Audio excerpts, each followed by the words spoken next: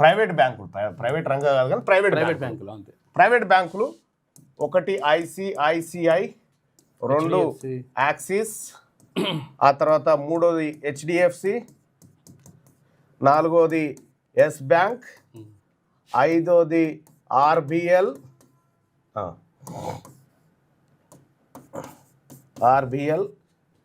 ఇట్లా దాదాపుగా 21 బ్యాంకులు ఇక్కడ ఉంటాయి. మనకు 21 బ్యాంకులు ఉంటాయి.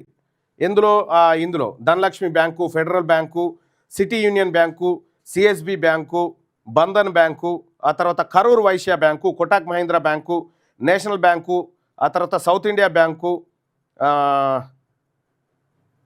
ఆ తర్వాత ఎస్ బ్యాంకు, IDBI, ఇట్లా ఈ బ్యాంకులు ఉంటాయి.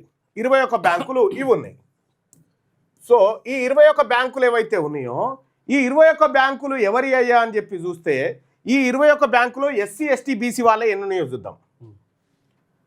SC ST BC OC ఈ 21 బ్యాంకులు ప్రైవేట్ బ్యాంకులు ఉన్నాయి కదా ఈ దేశంలో. ఈ ప్రైవేట్ బ్యాంకులు ఎవరి చేతిలో ఎన్ని ఉన్నాయంటే SCల చేతిలో 0, STల చేతిలో 0, BCల చేతిలో 0, వీళ్ళ చేతిలో 21 బ్యాంకులు ఉన్నాయి. టోటల్ మొత్తం 21 బ్యాంకులు ఓన్లీ అప్పర్ కాస్ట్ చేతిలో ఉన్నాయి.